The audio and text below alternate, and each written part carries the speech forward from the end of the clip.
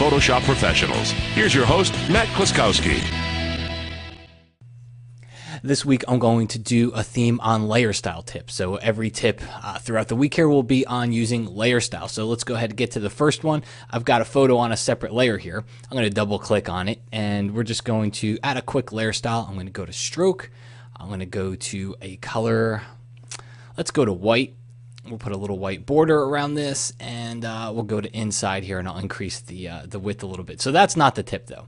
The tip really is once we get to this point where we've added this white border around, we want to add a drop shadow.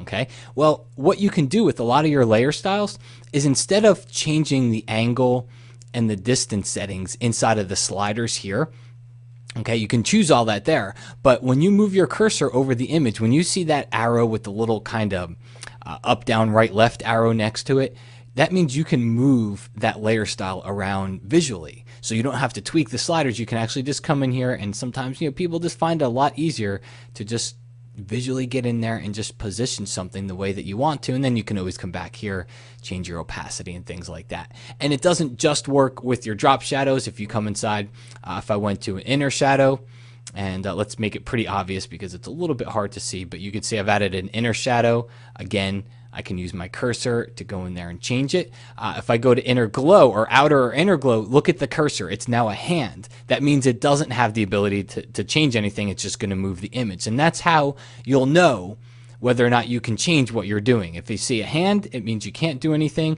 If you go in there and you see the actual cursor, like a gradient, it means that you can come in and change it.